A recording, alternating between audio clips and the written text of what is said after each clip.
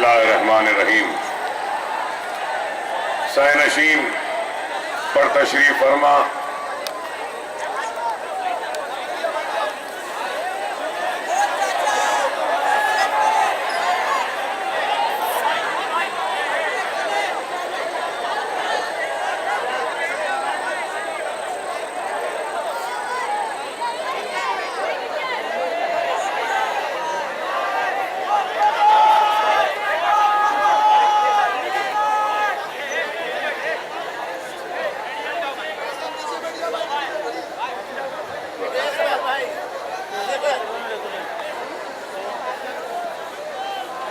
सैनशीन पर तशरीफ फरमा मजलिस इत्तेहादुल मुस्लिमीन के कायदीन, अरकान असेंबली और मुमरा हल्क़े असेंबली के मजलिस इत्तेहादुल मुस्लिमीन के उम्मीदवार अशरफ मौलानी साहब, सुनने वाले बुजुर्गों, नौजवान साथियों और घरों में बैठकर भी सुनने वाली मेरी इज्जत मां, पर्दा नशीन मां और बहनों, हज़रात, इंतखाबात का वक्त है और इंतखाबात में कई सियासी जमातें, कई सियासी कायदीन और कई उम्मीदवार मैदान में आते हैं और हर कोई यही बात कहता है कि हम ऐसा करेंगे, हम वैसा करेंगे। कई वादे, तयखुनात और उम्मीद आपको देकर जाते हैं और हिंदुस्तान की जमहूरियत की खूबसूरती है कि हर शहरी को यह हक दिया जाता है कि वो अपने पसंद के उम्मीदवार का इंतखाब करे और उसको मुंतखब करवाकर अपनी नुमाइंदगी करने के लिए ऐवान असेंबली व पार्लियामेंट को भेजे। और आज महाराष्ट्र के असेंबली के इंतखाबात हैं और इंतखाबात में कांग्रेस पार्टी है तो राष्ट्रवादी पार्टी भी है, तो फिर शिवसेना भी है, बीजेपी भी है और समाजवादी पार्टी या फिर दूसरे पार्टियां भी हैं। और इन सारी पार्टियों में एक नई महाराष्ट्र के लिए एक और पार्टी आपके दरमियान में आई है और उस सियासी पार्टी का नाम मजलिस इत्तेहादुल मुस्लिमीन है। और मजलिस इत्तेहादुल मुस्लिमीन क्या है और मजलिस इत्तेहादुल मुस्लिमीन कब बनी और मजलिस इत्तेहादुल मुस्लिमीन ने क्या काम किया और आज महाराष्ट्र में आई है तो महाराष्ट्र में क्या काम करेगी, ये एक सवाल होगा जहनों में। और ये भी सवाल होगा कि जब मजलिस आई है तो कौन सी ऐसी तब्दीली लाएगी, कौन सा ऐसा काम करेगी, कौन सी ऐसी बात है जिसके जरिए वो महाराष्ट्र के अवाम को उसके हक में वोट डालने के लिए कहेगी। तो यही बात को कहने के लिए मैं आपके दरमियान में हूं, इसी बात को सुनाने के लिए मैं आपके दरमियान में हूं। मजलिस इत्तेहादुल मुस्लिमीन हिंदुस्तान की आजादी के बाद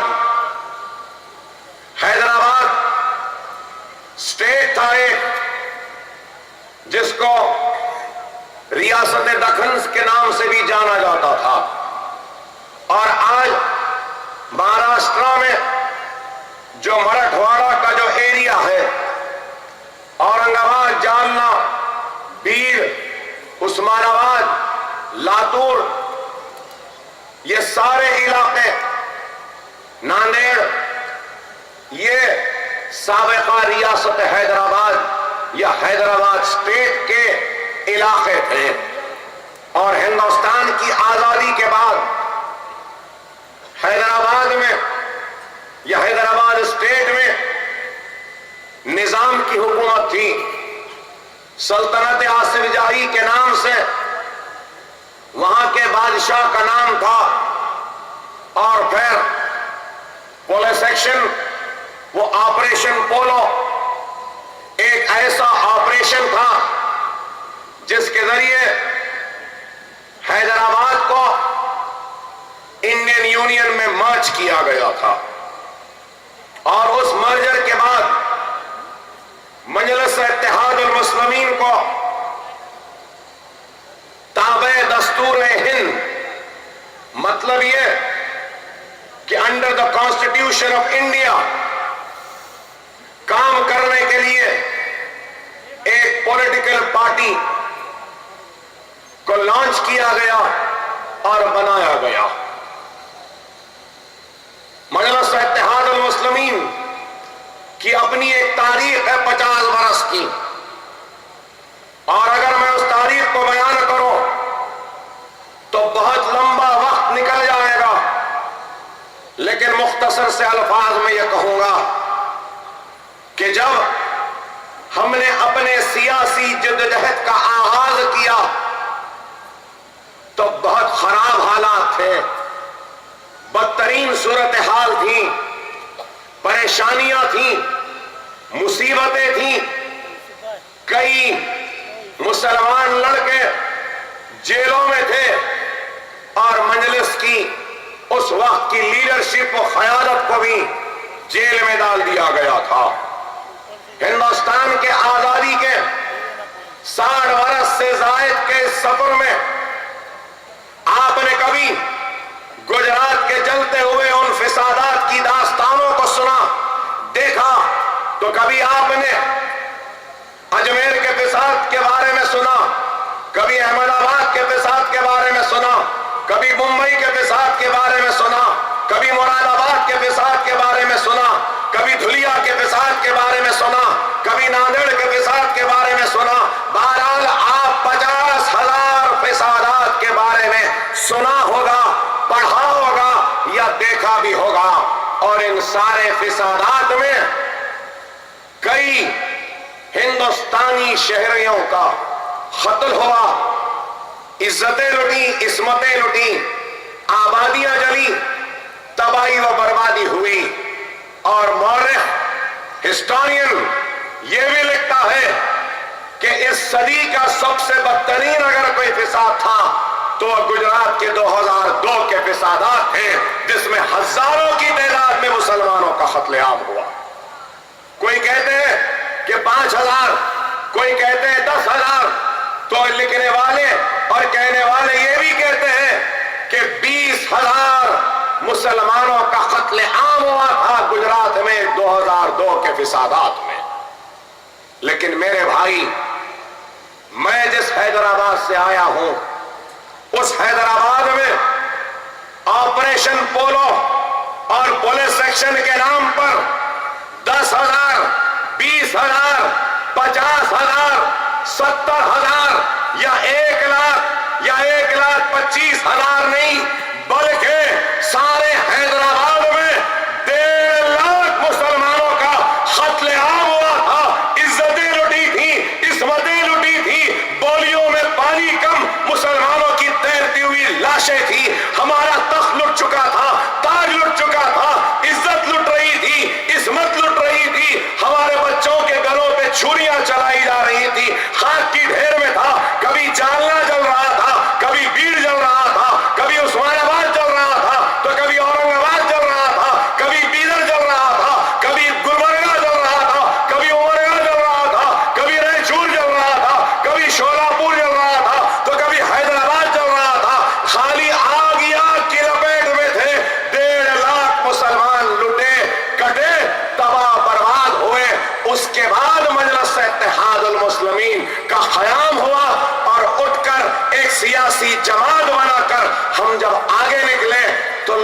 कहा कि 1.5 लाख मुसलमान बड़े कटे लुटे, क्या ये काफी नहीं है कि फिर अब ये मजलिस पार्टी क्यों?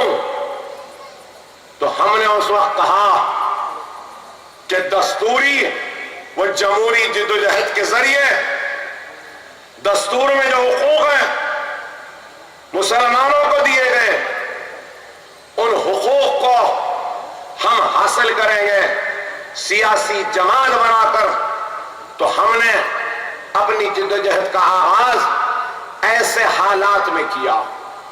आप बताओ कि अगर कोई दूसरी कौम होती तो 1.5 लाख की तादाद में कटने लुटने मरने के बाद कभी उठकर खड़ी नहीं रह सकती थी।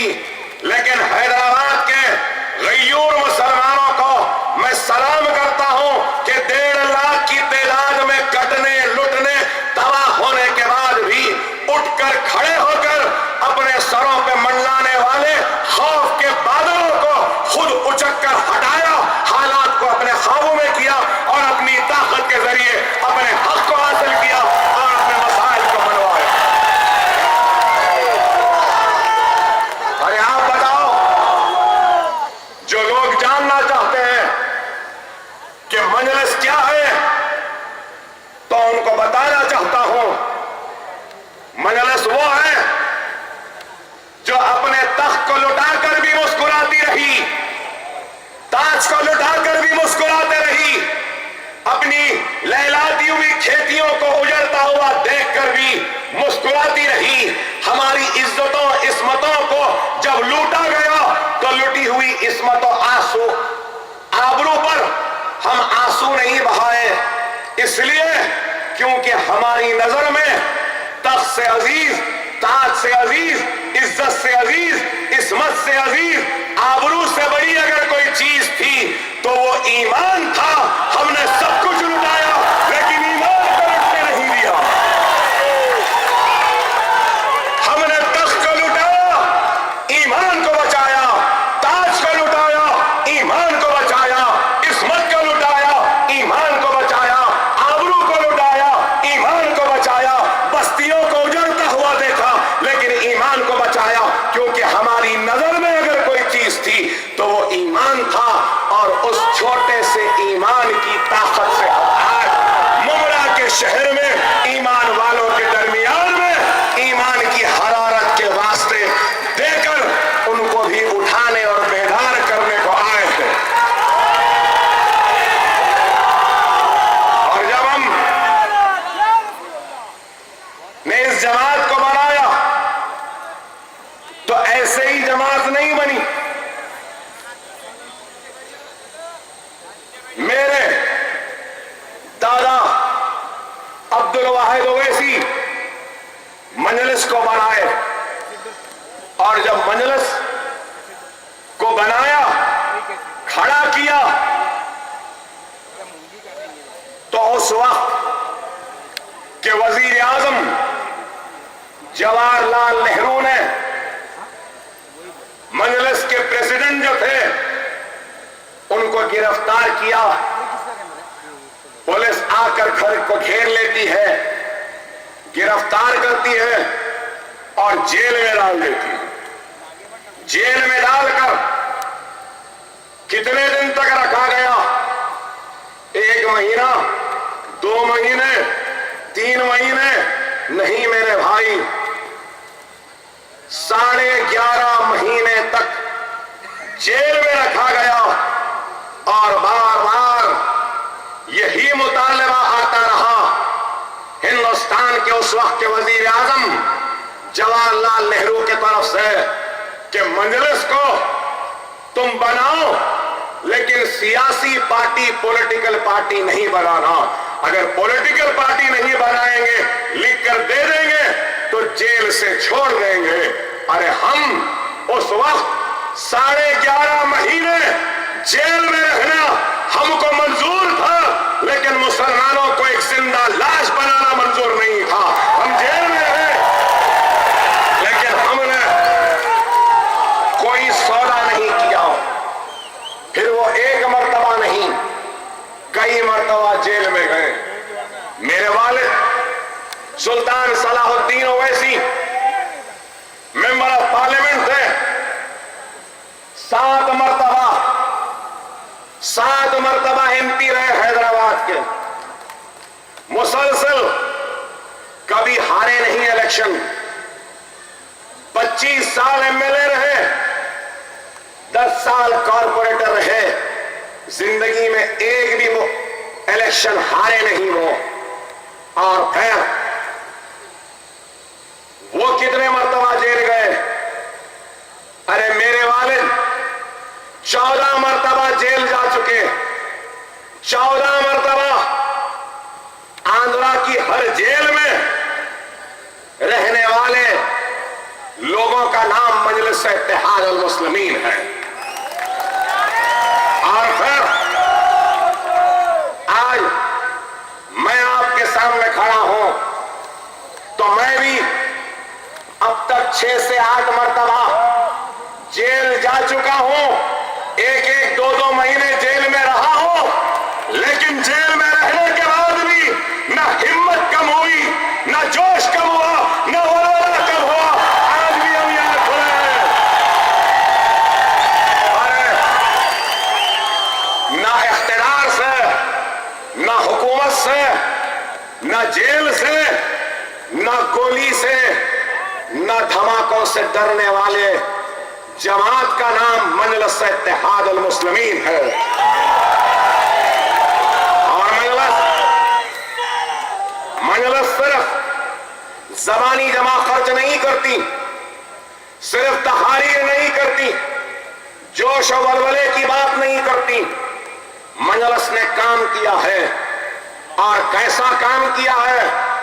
अरे हम इख्तियार से अपने हक के लिए लड़ते हैं तो उसके साथ ही साथ इख्तियार की चौखट पर एक भीख का कटोरा लेकर भीख मांगते हुए खड़े रहना, ये हमको गवारा नहीं, हमको पसंद भी नहीं है। हम इख्तियार के गिरेबानों से खेलना जानते हैं, लेकिन हम अपने दामन के तार बेचने वालों में से नहीं हैं। हम वो हैं जो अपने हक के लिए जमहूरी जिद्दोजहद करते हैं, दस्तूरी जिद्दोजहद करते हैं। हमने सियासी तौर पे हुकूमत से क्या किया ये मैं बाद में कहूंगा, लेकिन हमने अपने बलबूते पे क्या किया वो आपके सामने रखो। मजलिस ने खुद का अपना एक मेडिकल कॉलेज बनाया।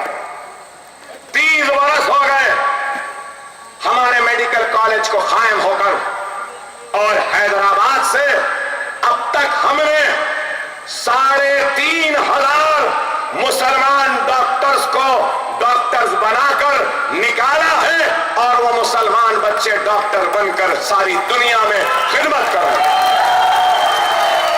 ये हमने अपने कॉलेज से किया।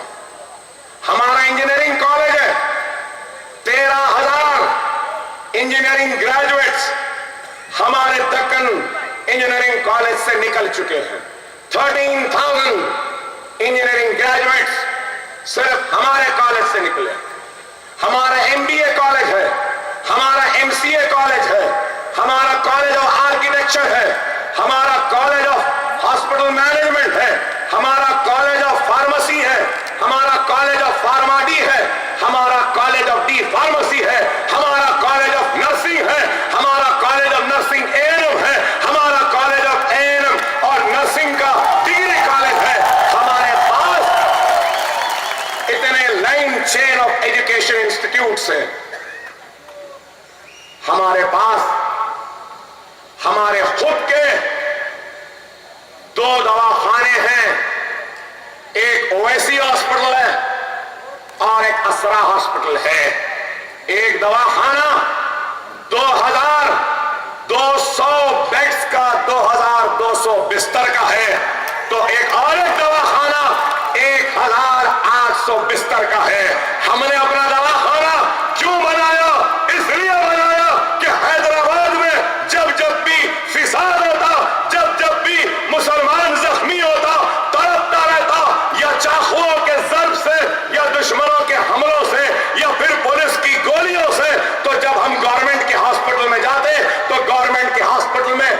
मुसलमान तड़पते रहता था, लेकिन डॉक्टर गोली नहीं निकालता था। मुसलमान तड़पता था, उसको कोई खून नहीं देता था। लेकिन अब हैदराबाद का मुसलमान किसी सरकारी दवाखाने, अब हमारे बच्चे, जख्मी बच्चे सरकारी दवाखानों में तड़पते हुए दम नहीं तोड़ते, इसलिए क्योंकि हमारे दवाखानों की ट्रॉमा और इमरजेंसी टीम 24 आवर्स अवेलेबल रहती है। गोली लगती है तो निकालते हैं, चाकू लगता है तो टाके देते हैं, खून कम होता है तो खून देते हैं। हमारे बच्चे सरकारी दवाखानों में तड़प कर अब दम नहीं तोड़ते।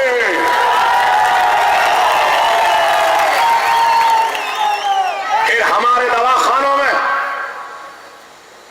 आउट पेशेंट चार्जेस कितने मालूम आपको? 10 रुपये दे दो, ओपी कार्ड बना लो।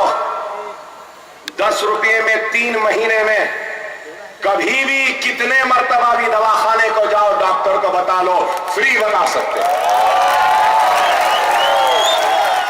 रोजाना 5000 बीमार लोग हमारे आउट पेशेंट में आते हैं। रोजाना 300 इन पेशेंट होते हैं, तो रोजाना 350 डिस्चार्जेस होते हैं। आपको मालूम पूरा ब्लड टेस्ट कितने में होता है हमारे पास? पूरा ब्लड टेस्ट, ब्लड प्रोफाइल 20 रुपये में होता है मेरे भाई। क्या कहीं होता है? आपको मालूम सीटी स्कैन, पूरा बॉडी स्कैन कितने में होता है हमारे पास? 500 रुपये में। एमआरआई कितने में होता है मालूम आपको? 3000 रुपये में। ओपन हार्ट सर्जरी 75,000 में। Brain surgery, brain tumour surgery sir को खोलकर की जाती है, कितने में आपको मालूम? 90,000, 90,000 रुपये में। डायलिसिस, डायलिसिस कितने में होते हैं मालूम आपको? 500 रुपये में डायलिसिस होते हैं हमारे दवाखाने में। डायलिसिस जो होता है, जो पाइप्स होते हैं, बाहर खरीदो तो 2200 में, और हम वो डायलिसिस सिर्फ 600 रुपये में पेशेंट्स को प्रोवाइड करते हैं। ये हमारा काम। और आपको मालूम नॉर्मल डिलीवरी कितने में होती है? आप सुन के हैरत करेंगे। नॉर्मल डिलीवरी का पैकेज है 5 दिन का। कितने का पैकेज? 450 रुपये में नॉर्मल डिलीवरी होती है। और फिर अगर सिजेरियन के जरिए डिलीवरी होती है तो कितने में आपको मालूम? 1200 रुपये में सिजेरियन में डिलीवरी होती है। और अब आपको एक और खुशखबरी दूं कि हैदराबाद में हम एक बहुत बड़ी फार्मास्यूटिकल इंडस्ट्री डाल रहे हैं। जो दवा 1000 में मिलती है, उस दवा को 200 रुपये में हम बाजार में बेचेंगे। ये हमारा इरादा है, ये हमारा काम है, ये हमारा काम है। अरे हम ये काम करते हैं। और मैं जिस कॉन्स्टिट्यूंसी का एमएलए हूं, मेरे कॉन्स्टिट्यूंसी में 7 हाई स्कूल चलाता हूं मैं, जहां पे 10,000 गरीब बच्चे फ्री तालीम हासिल करते हैं। Free books, free dress, free belt, free shoes के साथ। न सिर्फ ये, बल्कि 150 प्ले स्कूल हैं जो मैं चलाता हूं पूरे हैदराबाद में, जहां पे 25,000 बच्चों को फ्री तालीम दी जा रही है। हम ये काम करते हैं। क्या सिर्फ ये, बल्कि आपको बताऊं कि हैदराबाद का मेयर हमारा है, हमारे पार्टी पार्टी का है, तो हम हमारे मेयर की मौजूदगी और बल्दिया में, कॉरपोरेशन में जो हमारी मेजॉरिटी है, हम वहां पे गरीब स्लम्स में नाश्ता देते हैं, ब्रेकफास्ट देते हैं और लंच भी देते हैं। क्या आपको मालूम कितने में देते हैं? आप सुन के हंसेंगे। Municipal corporation of greater Hyderabad 5 rupees में स्लम्स में ब्रेकफास्ट देता है और 10 रुपये में लंच देता है। पेट भर के गरीब नाश्ता कर सकता है 5 रुपये में और दोपहर का खाना खा सकता है 10 रुपये में। और फिर ग्रेटर हैदराबाद म्युनिसिपल कॉरपोरेशन की तरफ से एक मुस्कान नाम का एक प्रोग्राम हमने शुरू किया। उस प्रोग्राम में गरीब स्लम्स में कोई पढ़ी लिखी बच्ची है तो वो एक कमरे में 25-30 बच्चों को पढ़ाती है और जीएचएमसी जो हमारा म्युनिसिपल कॉरपोरेशन है उन पढ़ाने वाले टीचर्स को महाना 5,000 रुपया देता है। 3.5 साल से लेके 5 बरस के बच्चों को पढ़ाना, 5 बरस के होने के बाद गवर्नमेंट स्कूल्स में उन बच्चों को दाखिला दिलवा। अरे ये काम है, ये हमारा काम है, ये हमारा नाम है, ये हमारी पहचान है। हम सिर्फ बातें नहीं करते, हमने काम किया है। अरे कभी आकर देखो हैदराबाद को, हिंदुस्तान में आज किसी की भी हुकूमत होगी, किसी की भी ताकत होगी, किसी का भी इख्तियार होगा, लेकिन हैदराबाद में आकर देखो, हैदराबाद में किसी की नहीं बल्कि हमारी हुकूमत है, हमारा राज है, हमारी ताकत है कि शान से जीता है तुम्हारा भाई। कभी आके हैदराबाद में देखो, अरे वही शान, वही शौकत, वही अजमत, वही वफार, वही ताकत, वही खुददारी, वही हिम्मत, वही बेबाकी, वही निडरपन को पैदा करने के लिए हम आपके दरमियान में आए हैं। यही काम करने के लिए आपके दरमियान में आए हैं। हार और जीत अल्लाह के हाथ है। मेहनत करना इंसान का काम है, जिद्दोजहद करना इंसान का काम है।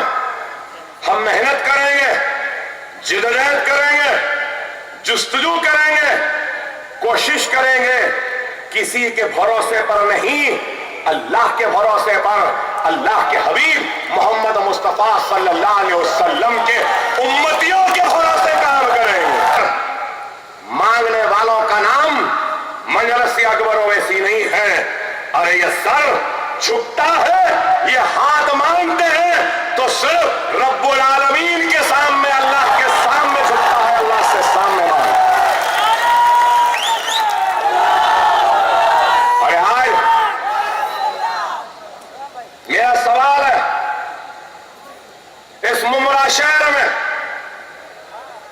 ईमान की हरारत रखने वाले, मेरे ईमान वाले प्यारे मुसलमान भाइयों से, अरे बताओ तुम्हारी आबादी कितनी है इस रियासत महाराष्ट्र में? यूपी में 3 करोड़ 61 लाख मुसलमान रहते हैं। उसके बाद वेस्ट बंगाल 2 करोड़ 75 लाख, वेस्ट बंगाल के बाद बिहार 2 करोड़ 60 लाख,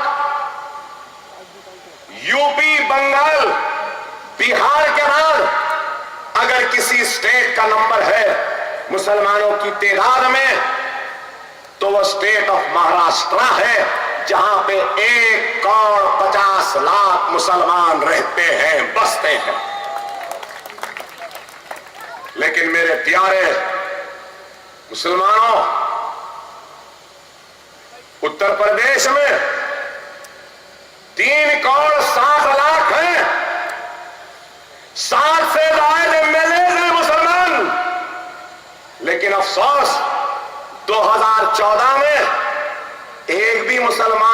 मंत्री बनाकर उत्तर प्रदेश से नहीं भेज सके।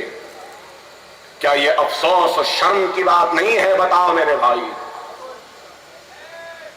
और 2014 में महाराष्ट्र ने भी एक भी मुसलमान को रुकने पार्लियामेंट बनाकर दिल्ली को नहीं भेजा। क्यों मेरे भाई, क्यों? वजह क्या है मैं पूछना चाहता हूं।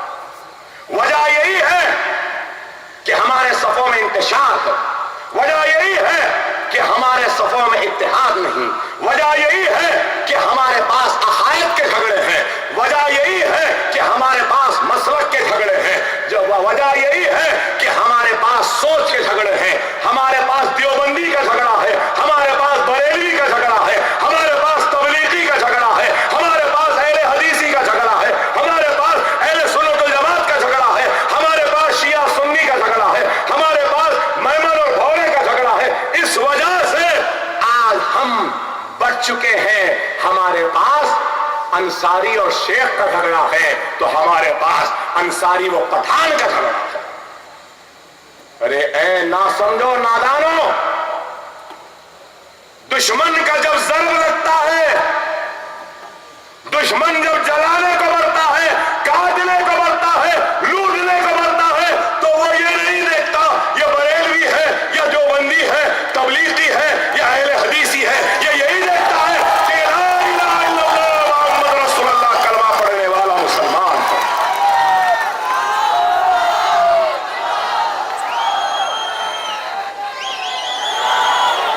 अरे मेरे प्यारे मुसलमानों, ये मसलकी मकतबी अकायद के इख्तिलाफ को छोड़ो, खुदारा एक हो जाओ। अल्लाह एक है, रसूल एक है, कुरान एक है। जब हम सब भी एक हो जाएंगे तो याद रखो मेरे इस जुमले को, दुनिया की हर ताकत तुम्हारे इत्तेहाद के सामने झुकने पर मजबूर हो जाएगी।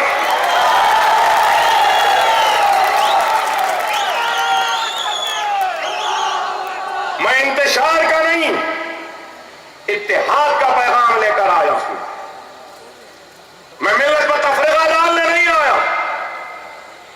लोग हमसे बोलने लगे, मजलिस आई सेक्युलर वोट बढ़ जाएंगे, मजलिस आई बीजेपी सेना के इशारों पर आई, मजलिस आई मुसलमानों को वोटों को बांटने के लिए आई। अरे ना समझो नादानो, सियासत हर एक का खेल नहीं होता। सियासत के सहरा में हमने खाक छानी है, हमने उस धूल को अपने बदन पे उड़ाया है। हम सियासत की गर्मी के तपिश से तपते हुए निकल कर आए हैं। सियासत हर गुड्डी का काम नहीं है, हर एक ऐरे गैरे नत्थु खैरे का काम नहीं है। लोग हमको बोले हम बांटने आए, कमजोर करने आए। अरे बाज लोगों के कदम बख्तावर होते हैं, अच्छे होते हैं, तो बाज के कदम मनहूस होते हैं।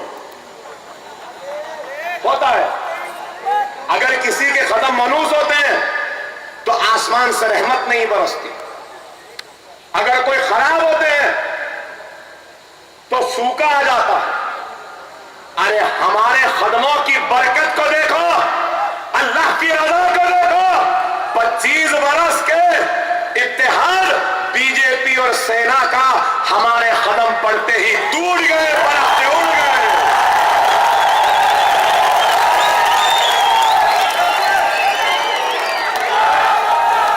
हम ऐसी लहर चलाए, ऐसी उंगली फिराए, ऐसी सियासी पैतरे खेले।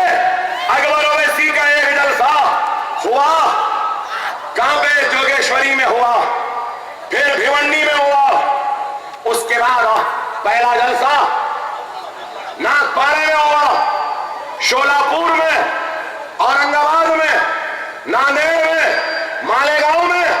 तो सब देख के बोले नहीं नहीं, जबरदस्त इत्तेहाद आ रहा है, तो इस वक्त हम भी अपनी अपनी ताकत पे लड़के देख लेंगे।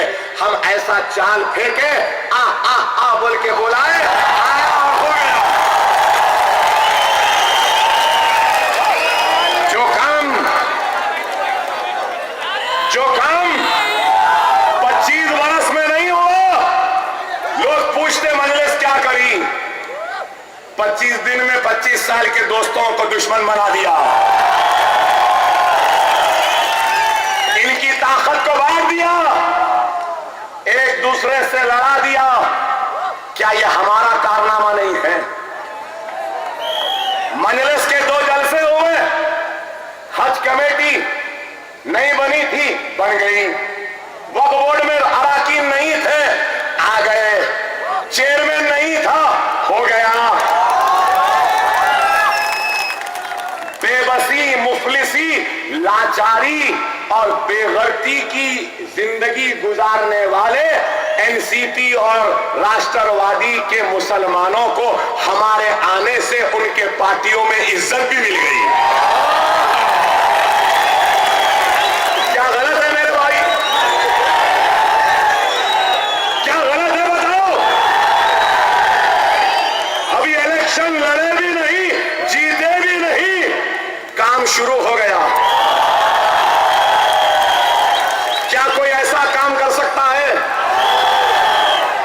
अब आप बोलेंगे भाई ये लीडरों का फायदा हो गया, तो आवाम का क्या, हमारा क्या? अरे आप अकबर ओवैसी की आन है, आप अकबर ओवैसी की शान है, आप अकबर ओवैसी की ताकत है, आप अकबर ओवैसी की आहट है, आप अकबर ओवैसी की सांस है, आप अकबर ओवैसी की खुव्वत है, आप अकबर ओवैसी का गुरूर है, आप अकबर ओवैसी की आवाज है। तो आपका फायदा मैं कैसे नहीं कराऊंगा? कैसा होगा पूछेंगे आप? अब तक जो 1 रुपये में इलेक्शन लड़े थे, हमारे आने के बाद अब 1 लाख में इलेक्शन लड़ना पड़ेगा। पहले 100 देते थे, अब 1000 देंगे आपको। नहीं दिए तो आप क्या करना मालूम? मजलिस का झंडा ले जाना, देता नहीं झंडा पकड़ो, पूछ लेना। तो फायदा नहीं है आपका, है ना? सबका फायदा हो गया, अब आप मेरा भी फायदा करना मेरे भाई। करेंगे ना? क्या फायदा? नोट उनका, वोट मजलिस का।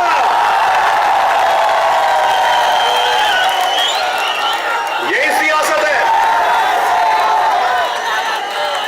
यही सियासत है। अरे आप वार करो मेरे भाई। अरे मेरे पास पैसा नहीं है, मैं गरीब हूं, और अगर मेरे पास पैसा अगर आएगा भी तो अल्लाह और उसके रसूल की कसम, पैसा अगर आएगा भी तो मेरी जात पे नहीं खर्चूंगा, मेरी आल पे नहीं, मेरी औलाद पे नहीं। पैसा आएगा तो मैं अपने रसूल अल्लाह सल्लल्लाहु अलैहि वसल्लम के उम्मतियों पे खर्चूंगा। ये मेरा वादा।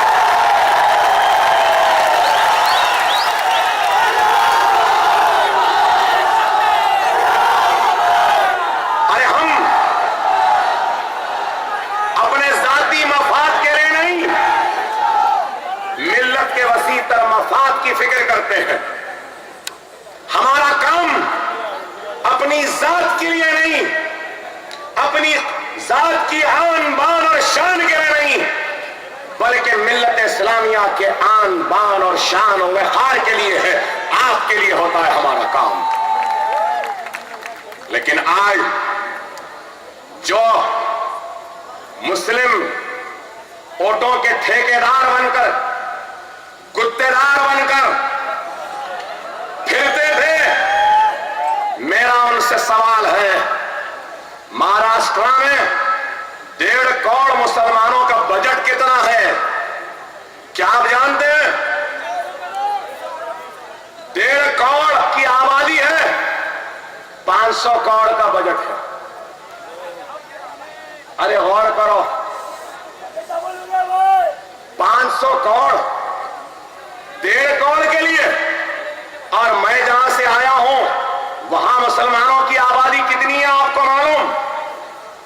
वहां पे मुसलमानों की आबादी, माइनॉरिटीज की आबादी 50 लाख भी नहीं है, 50 लाख भी नहीं है। यहां पे 1.5 करोड़ है तो 1000 है, वहां पे 50 लाख भी नहीं है। तो बजट कितना है आपको मालूम? 1000 करोड़ का माइनॉरिटीज का बजट है जहां से मैं हूं। हम आए तो क्या करेंगे?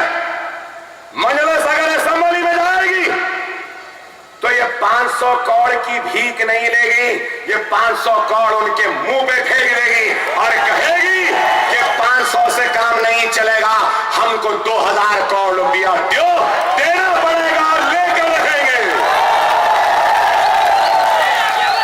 ये काम करेंगे। मैं जिस स्टेट से आया हूं वहां ग्रेजुएट्स कितने निकलते हैं आपको मालूम? 10% ग्रेजुएट्स हैं और उनमें 11% ग्रेजुएट्स मेरे स्टेट में लड़कियां हैं, हमारी बहनें हैं। आपके स्टेट में कितने ग्रेजुएट्स निकलते हैं आपको मालूम? 2.2%, लड़कियां 1.4%। आईएएस 0 है आपके पास। पुलिस फोर्स में कितने हैं मुसलमान? महाराष्ट्र में 3%। मैं जिस रियासत से आया वहां पर मुसलमान पुलिस फोर्स में 10%। सरकारी मुलाजमत में कितने मुसलमान हैं? महाराष्ट्र में 3.8% और मेरे स्टेट में कितने? 8% है। अरे गौर करो, अगर अपनी पार्टी होती, अपनी नुमाइंदगी होती, अपनी आवाज होती, अपना इत्तेहाद होता, अपनी ताकत होती तो तस्वीर कुछ और होती है। यही बात है।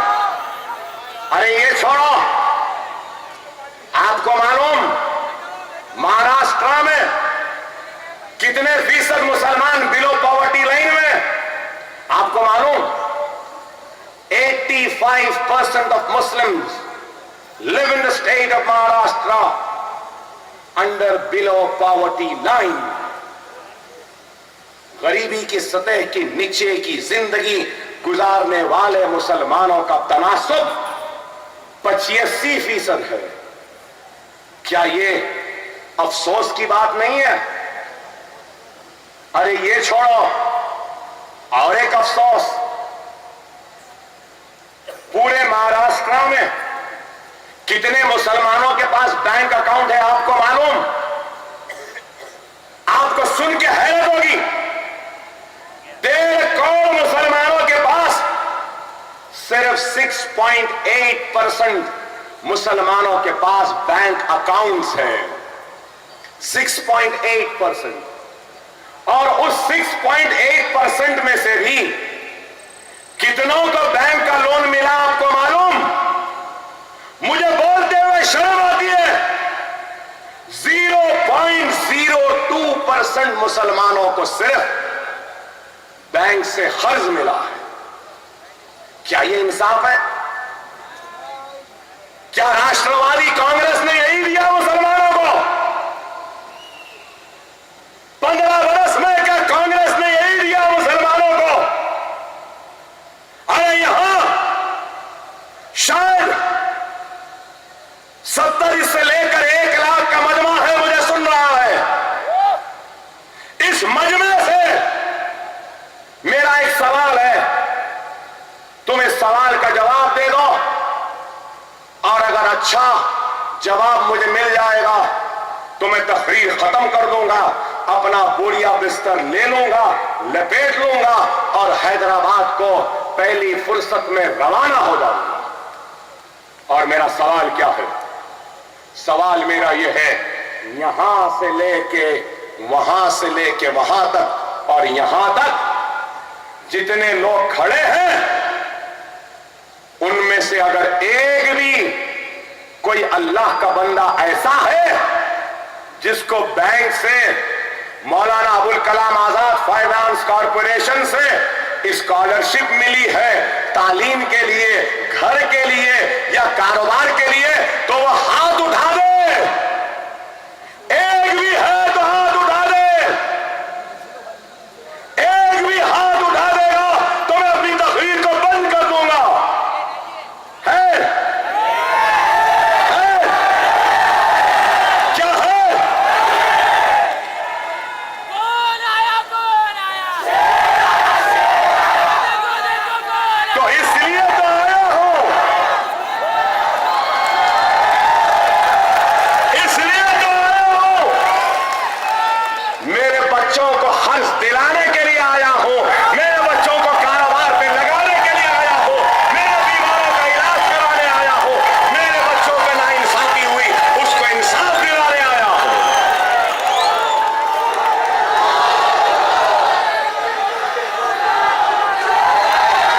और एक बात बताऊं, आपको सुन के हैरत होगी, हाईकोर्ट ने क्या रिमार्क किया, महाराष्ट्र हाईकोर्ट ने क्या रिमार्क किया। यहां मेरे पुलिस वाले भी खड़े हैं, सारी तकरीर मेरी सुन रहे हैं। जरा इस जुमले को जरा थोड़ा और तवज्जो से सुने।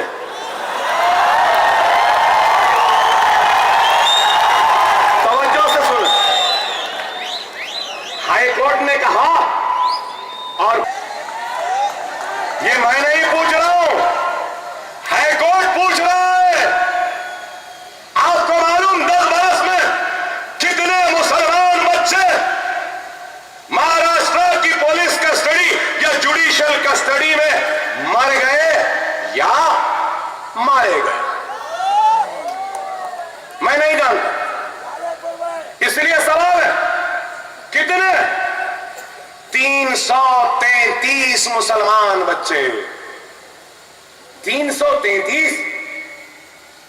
क्या इंसान की जान की कीमत नहीं? ह्यूमन राइट्स कहां है? वुमेन राइट्स कहां है? Gateway of India, India gate पर मोमबत्तियां लेकर जाने वालों, तुम कहां हो 333 मुसलमानों के मरने के बाद? अरे ये छोड़ो, महाराष्ट्र के पूरे जेलों में अगर 100 कैदी है तो उनमें मुसलमान कितने हैं आपको मालूम? मालूम आपको? 36% है, महमूदुर रहमान कमेटी ने कहा, लेकिन आज 40% हो गए। 100 कैदी हैं तो 40 कैदी आपके और मेरे भाई हैं। हमारा कलमागो भाई है, हमारा ईमान वाला भाई है, हमारा हिंदुस्तान का शहरी है। ये है तो बताओ मेरे भाई, हम आए हैं तो क्यों आए? 10 बरस में क्या आंध्रा में जेल में कोई बच्चा, कोई मुसलमान मरा? अरे कोई माए का लाल पैदा नहीं हुआ, कोई ऐसा नहीं है पैदा जो हमारे बच्चों को मारे या जेल में उनकी जान ले ले। इसलिए क्योंकि वहां पर इत्तेहाद है, वहां पे ईमान है, वहां पे ताकत है, वहां पे जोश है, वहां पे जुनून है, वहां पे जज्बा है, और जमहूरी जुदोजहद करने के लिए वहां पे मजलिस इत्तेहाद अल मुस्लिमीन है, और मरने वाला लीडर अकबर ओवैसी जैसा लीडर वहां जिंदा है।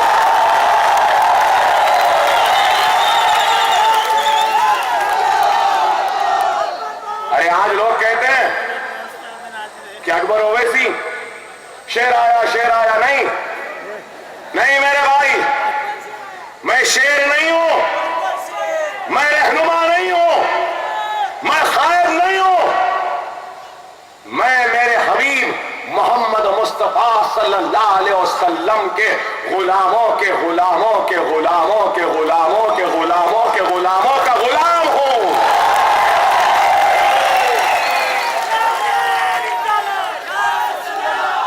मैं मुसलमानों का खादिम हूं, आपका नौकर हूं, आपका मुहाफिज हूं, आपकी हिफाजत करने वाला सिपाही हूं। मैं लीडर नहीं हूं, मैं कायद नहीं हूं, मैं शेर नहीं हूं। अगर कोई समझता है कि अकबरुद्दीन ओवैसी यहां पे इज्जत के लिए आया है, शोहरत के लिए, तो नहीं मेरे भाई, ना मैं इज्जत के लिए आया हूं, ना शोहरत के लिए, ना दौलत के लिए, ना जमीन के लिए, ना जायदाद के लिए। मैं आया हूं तो इसलिए कि अकबर ओवैसी जैसा नहीं, अकबर ओवैसी से तेज तर्रार हिम्मत वाला मुसलमान को मुमरा में तैयार करो, जो लोग कहे कि ये वाकई में हिंदुस्तान का शेर है।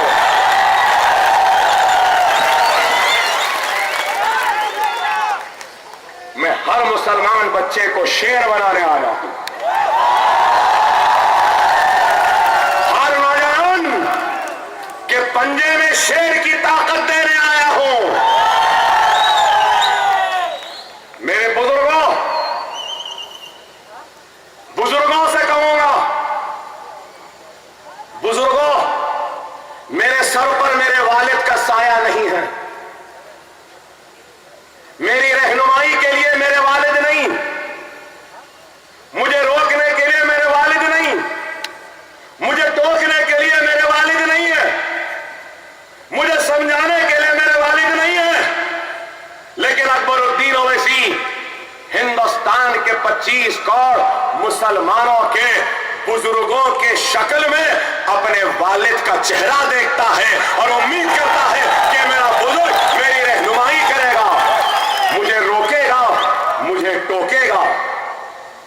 और जब थक कर गिर जाऊं या कदम लड़ खड़ा है, तो नौजवानों से उम्मीद करता हूं कि तुम अपने जोश के जरिए इस थके हुए अकबर ओवैसी को तुम्हारे खून की गर्मी दोगे, ताकत देंगे और काबिलियत दिलाओगे। अकबर ओवैसी हम तेरे साथ हैं।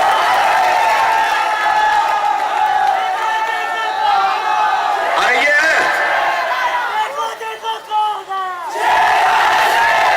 नहीं, देखो देखो कौन आया, शेर बनाने वाला आया है।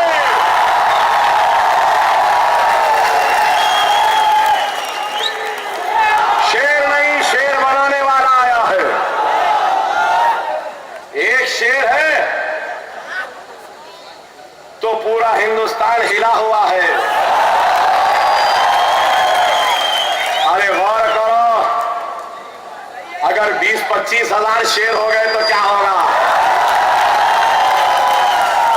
गौर करो, अरे वही शेरों को पैदा करने के लिए हम आए हैं। और शेर कभी भीख नहीं मांगता, शेर कभी फरियाद नहीं करता, शेर कभी किसी से डरता नहीं है। अगर डरता है तो सिर्फ अल्लाह से, झुकता है तो सिर्फ अल्लाह के सामने, मांगता है तो सिर्फ अल्लाह से।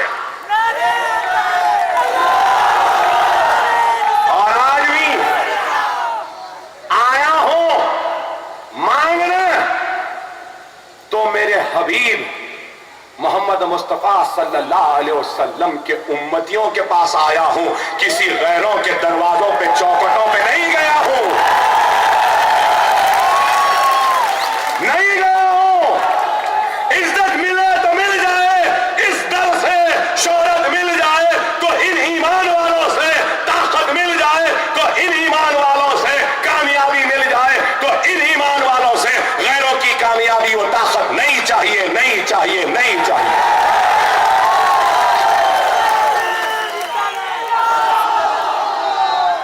क्या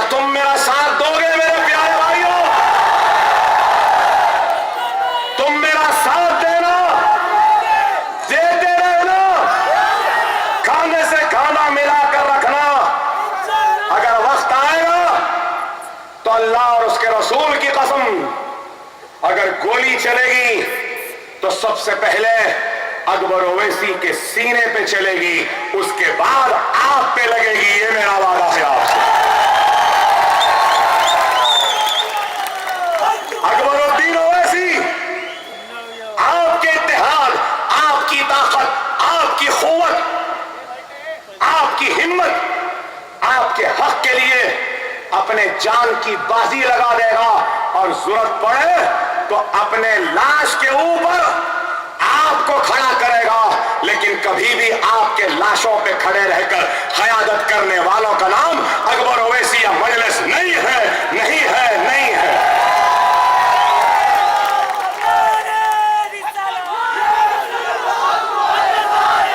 गौर करो मेरे प्यारे मुसलमानों, गौर करो, ये मुल्क कहां जा रहा है, ये मुल्क किस तरफ जा रहा है। आज ये लोग इस मुल्क को फिरका परस्ती की तरफ ले जा रहे हैं। आज 100 दिन बीजेपी के सरकार के हो गए, वजीर आजम नरेंद्र मोदी के इख्तियार के हुए, अच्छे दिन बोलकर आए थे। कौन से दिन चल रहे हैं आप जानते हैं, कैसे दिन चल रहे हैं आप जानते हैं। पार्लियामेंट में जाता है ये शख्स तो पार्लियामेंट के सीढ़ियों पर माथा टेकता है। क्या अदाकारी है, क्या ढोंग है, क्या दिखावा है। सीढ़ियों पे माथा टेक रहे हैं, क्या कहकर, ये जमहूरियत की मंदिर है। बेशक बेशक पार्लियामेंट जमहूरियत की मंदिर है, दस्तूर बनाने की दरगाह है, लेकिन जापान गए तो भगवत गीता क्यों दिए मोदी साहब। आप हिंदुस्तान के दस्तूर को देना था। अगर मैं होता तो मैं दुनिया में कहीं पर भी जाता तो मैं भगवत गीता नहीं देता था, मैं हिंदुस्तान का कॉन्स्टिट्यूशन देता। चाइना के वजीर आजम को, जापान के वजीर आजम को, बर्मा के वजीर आजम को, और बताता दुनिया को कि देखो मेरे इस दस्तूर में हिंदू को भी उतने ही हक हैं जितने हक मुसलमान को है, मुसलमान को भी उतने ही हक है जितने हक एक सिख को है, सिख को भी उतने ही हक है जितने एक पारसी को है। मैं ये कहता हूं, बात एक, काम एक। मित्रों मित्रों कहते चले, कर रहे हैं क्या। एक तरफ मित्रों, दूसरे तरफ कतरो। बतावा, अरे आज मैं पूछना चाहता हूं, नरेंद्र मोदी में कौन सी काबिलियत है, कौन सी सलाहियत है। क्या हिस्टोरियन है, क्या सोशियोलॉजिस्ट है, क्या एंथ्रोपोलॉजिस्ट है, क्या बिजनेसमैन है, क्या ज्योग्राफिस्ट है, क्या है।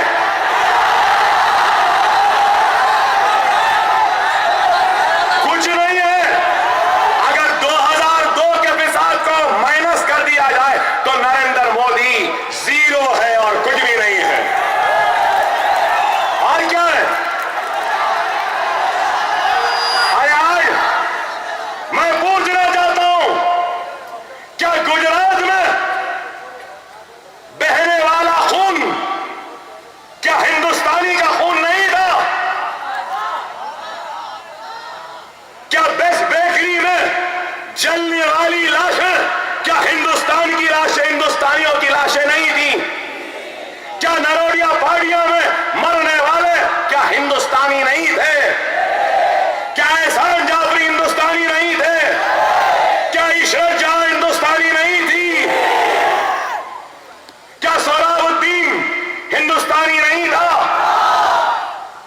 पूछना चाहता हूं, हिंदू हिंदुस्तान, हिंदू हिंदुस्तान, हिंदू राष्ट्र, हिंदुत्व कहने वालों,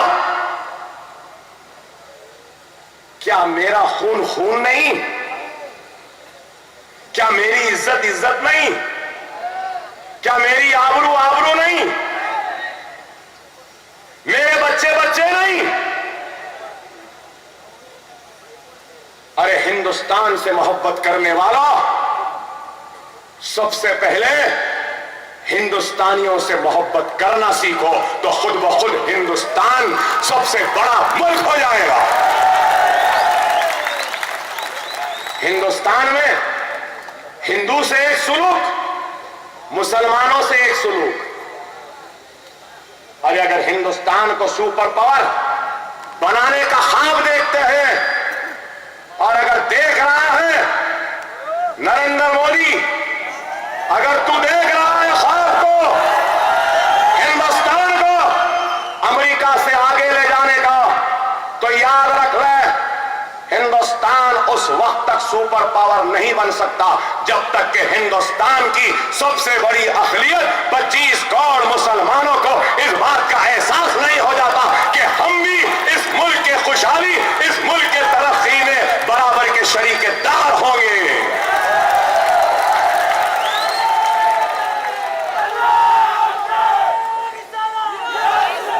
अगर अकबर ओवैसी बुरा दिखता है, अकबर ओवैसी का लफ्ज़ बुरा है, लहजा बुरा है, अंदाज बुरा है, या खिताब खराब है, तुम मुझे खत्म करना चाहते हो, तो बहुत आसान तरकीब है। तुम मेरा खून बहाना रोक दो, मैं खत्म हो जाऊंगा। तुम मुझे जलाना छोड़ दो, मैं खत्म हो जाऊंगा। तुम मुझे बेरोजगार रहने से बचा लो, अकबर ओवैसी खत्म हो जाएगा। तुम हमारे बच्चों को जो जेल में है, बेकसूर है, उनको छोड़ दो, अकबर ओवैसी खत्म हो जाएगा। अरे तुम मुसलमानों को बराबर का शहरी तस्लीम करना शुरू कर दो, इनको इनका जायज हक देना शुरू कर दो, तो अकबरुद्दीन ओवैसी खुद ब खुद खत्म हो जाएगा। सही है या गलत? मेरी पुकार क्या है? मेरी तड़प क्या है? मेरी मांग क्या है? मेरी मांग यही है, मैं रोटी चाहता हूं। मेरी मांग क्या है? मैं रोजी चाहता हूं। मेरी मांग क्या है? मैं घर चाहता हूं। मेरी मांग क्या है? मैं पानी चाहता हूं। मेरी मांग क्या है? मैं बिजली चाहता हूं। मेरी मांग क्या है कि मैं सुबह को घर से निकलूं तो मुझे नौकरी हो। मेरी मांग क्या है? मैं सुबह का काम करके घर आऊं तो इत्मीनान की नींद चाहता हूं। मेरी मांग क्या है? मैं अपने बच्चों को खेलता हुआ, खिलखिलाता हुआ देखूं। मेरी मांग क्या है? मैं अपनी जिंदगी में खुशहाली देखूं। मेरी मांग क्या है? मैं अपने बस्तियों में अच्छे रोड देखूं। मेरी मांग क्या है? मेरे बस्तियों को मैं खुशहाल देखूं, रोड देखूं, ड्रेनेज देखूं। और क्या चाहता हूं? मैं कुछ नहीं चाहता, बस सिर्फ यही चाहता हूं कि ये चाहत में गुनाह है? क्या इस चाहत में गुनाह है? क्या इस चाहत में नाइंसाफी है? अरे मेरा क्या मुतालिबा? अरे मैं बताना चाहता हूं और हिम्मत से कह रहा हूं, मैं किसी से डरने या घबराने वाला नहीं हूं। सुनने वालों से कहना चाहता हूं, जितना हक इस मुल्क पर, मेरे हिंदुस्तान पर नरेंद्र मोदी का है, उतना ही हक अकबर ओवैसी का भी है।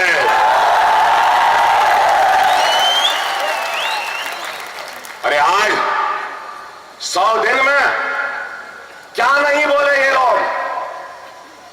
एक कहता है मुसलमानों में राम का खून है, दूसरा कहता है कि हिंदुस्तान का हर मुसलमान हिंदू है, तीसरा कहता है मुसलमानों को हिंदुओं की बस्तियों में घर न दे, चौथा कहता है नरेंद्र मोदी की मुखालफत करने वाले पाकिस्तान चले जाए। एक फिर गुजरात में पूरे करिकुलम कोर्स को बदल दिए। एक कहता है कि हिंदुस्तान में दरसगाहों से जिहादी पैदा होते हैं। एक कहता है कि दीनी मदरसों में झंडा नहीं लहराया जाता। एक कहता है कि हिंदू राष्ट्र। मैं पूछना चाहता हूं, इतनी पुलिस है, क्यों नहीं पकड़ते इन लोगों को जो हमको मुश्तइल करते हैं? क्या ये इश्तिहाल नहीं है कि प्रवीण तोगाड़िया कहता है गुजरात भूल गए, मुजफ्फरनगर को नहीं भूलना कहता है? क्या केस बुक हुआ? क्या पकड़े उसको? राम का खून कहकर हमको मुश्तइल करने वालों को क्या पकड़े? मुसलमानों को घर न देने की बात करने वालों को पकड़े? आप बताओ, एक बांग्लादेशी तस्लीमा नसरीन को हिंदुस्तान का वीजा दिया जाता है। आइए तस्लीमा नसरीन रहिए यहां पे।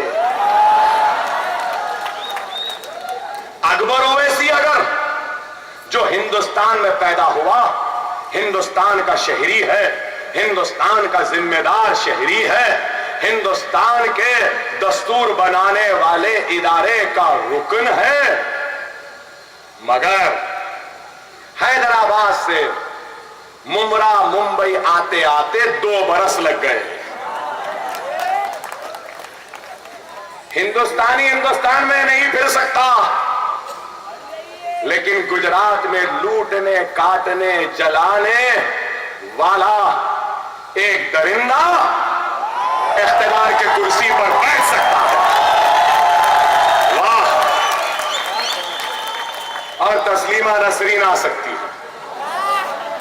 वो काट कर, जलाकर, खून बहाकर इख्तियार पर बैठ सकते हैं, और मैं कटने का दर्द लेकर, लुटने का दर्द लेकर, जलने की आह लेकर, जख्मों को लेकर मरहम के लिए अपने भाइयों के दरमियान भी नहीं आ सकता।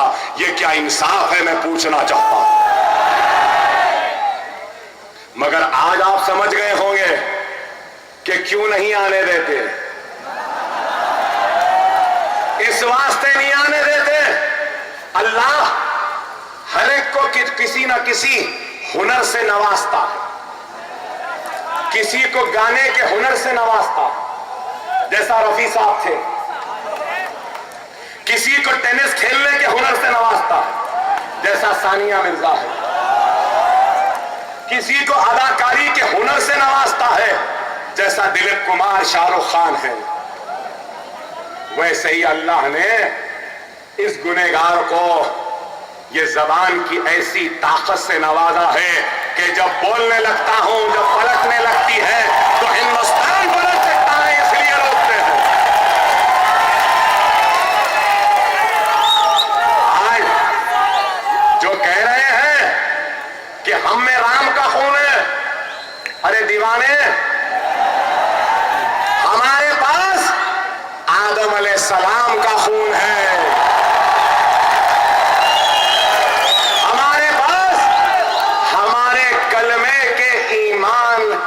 वो जोश है जो खून के शक्ल में हमारे रगों में दौड़ता है, जो कहता है कि घर ना दो मुसलमानों को। अरे क्यों ना दो भाई? अरे कोई हिंदू अगर मुस्लिम बस्ती में आता है तो आ जाए, अकबर ओवैसी उसको घर दिलाएगा, उसकी हिफाजत करेगा, उसको खाना खिलाएगा और उसको बताएगा कि मैं कैसा हूं, मेरा मजहब कैसा है, मेरे आका की तालीम कैसी है।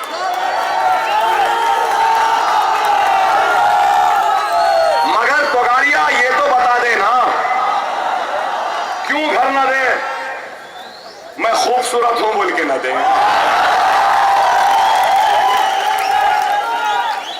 मैं ताकतवर हूं बोल के न दे, मैं गोरा हूं बोल के न दे, या काला हूं बोल के न दे, या फिर खराब हूं बोल के न दे, या फिर समझ जाइए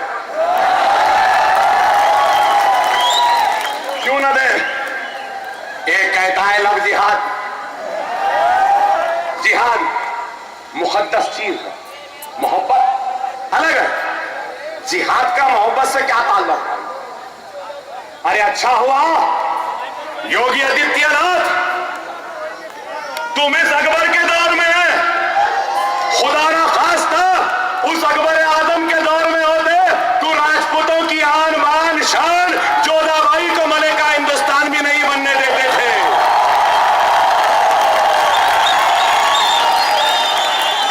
सेक्युलरिज्म कहां है भाई?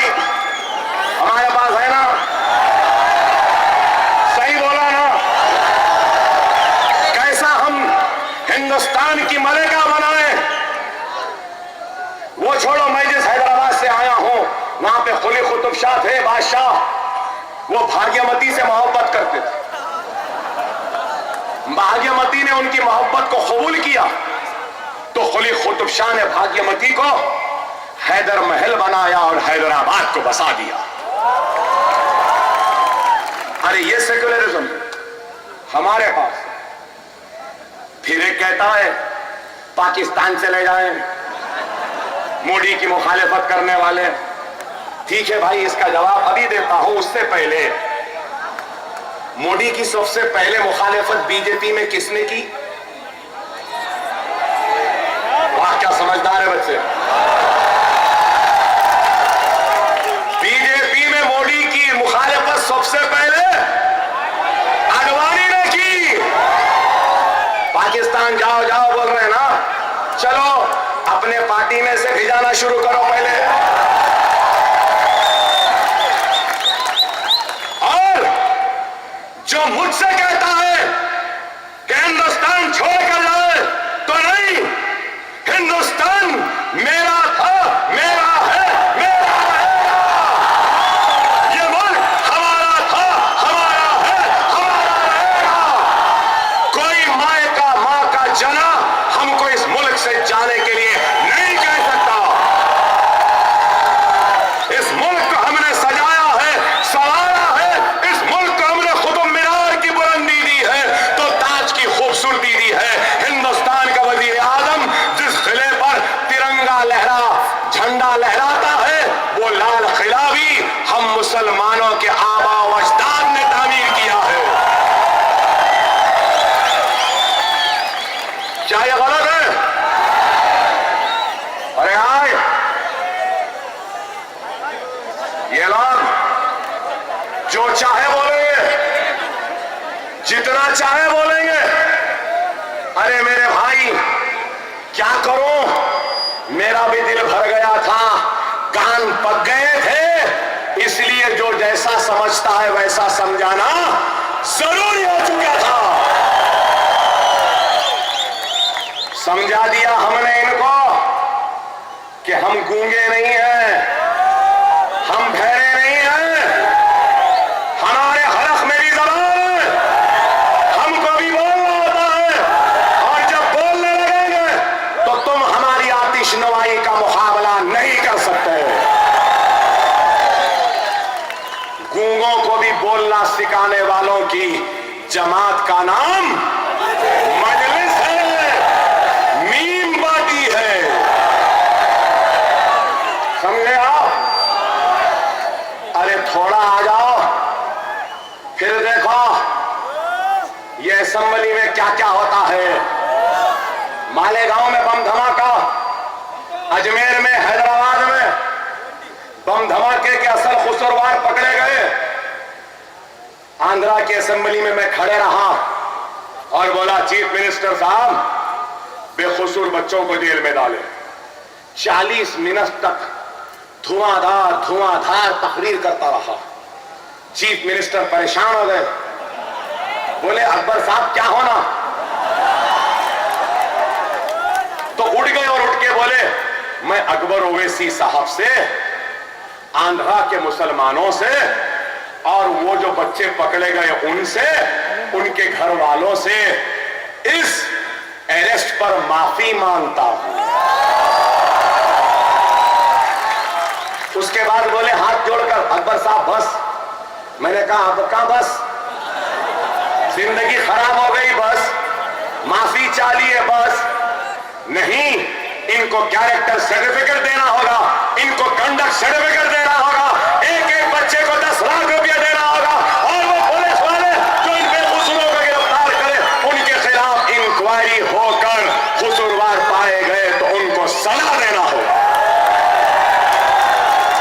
और फिर उसके बाद आंध्रा का चीफ मिनिस्टर उठता है, कंपनसेशन का ऐलान करता है, कंडक्ट सर्टिफिकेट देता है, कैरेक्टर सर्टिफिकेट देता है और कहता है कि ये हिंदुस्तान के बाइज्जत शहरी है।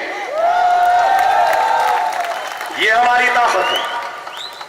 हम अगर महाराष्ट्र में आ जाएंगे तो इंशाअल्लाह महाराष्ट्र की असेंबली सिर्फ हिलेगी नहीं, दहल जाएगी हमारे जोश ईरानी से। और कोई ये ना समझे कि अकबर ओवैसी आज आया है, वोट लिया है, चला जाएगा। नहीं, अगर एमएलए जीतेगा तो मुमरा का एमएलए का नाम कुछ और होगा, लेकिन हकीकत में आपका एमएलए अकबरुद्दीन ओवैसी रहेगा, जो हर 2-4 महीने में आपके दरमियान में रहेगा। देखेगा एमएलए काम कर रहा है या नहीं, आपके लिए लड़ रहा है या नहीं। अगर नहीं लड़ रहा है, काम नहीं कर रहा है, तो हम उससे इस्तीफा ले लेंगे और दूसरे को एमएलए बना के मैं फिर आ सकूं या नहीं।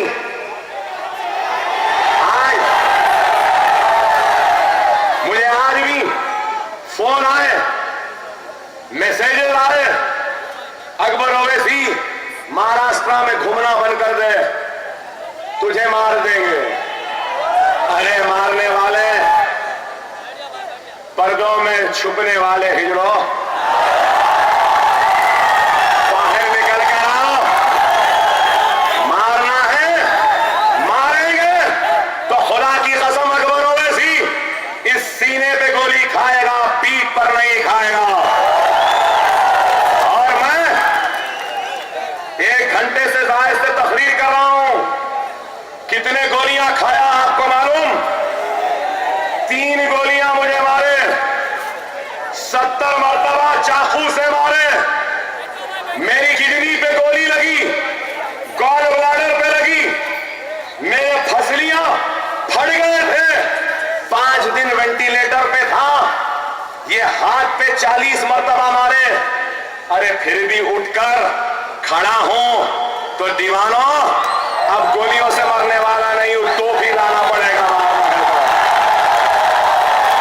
और अगर मौत है तो है। कहना चाहता हूं, मेरे घर की औरतें, मेरी मां, बीवी और बेटियां जब मुझे घर से विदा करती हैं तो मेरे सर पे कफन बांध कर विदा करती हैं। अगर मेरी मौत की खबर आएगी तो मेरे घर की औरत रोएगी नहीं, सबसे पहले सवाल करेगी, क्या हमारा बेटा, क्या मेरा शौहर, क्या मेरा बाप शहीद हुआ है या नहीं। क्योंकि शहीद होने में जो मजा है वो दुनिया के किसी भी शय में वो मजा नहीं। अल्लाह की राह में, अल्लाह की राह में जब एक मर्तबा कोई शहीद होता है तो वो डायरेक्ट जन्नत में जाता है। जन्नत में जाने के बाद अल्लाह पूछता है, बता तुझे मेरी जन्नत कैसी लगी। तो शहीद कहता है, ऐ अल्लाह, ऐ अल्लाह, सुनो नौजवानों। शहीद कहता है, ऐ अल्लाह, ऐ अल्लाह, तेरी जन्नत में वो मजा नहीं जो मजा तेरी राह में शहीद होने में है। और वो शहीद कहेगा कि ऐ अल्लाह, तू मुझे फिर से दुनिया में भेज ताकि मैं फिर से तेरी राह में शहीद हो सकूं।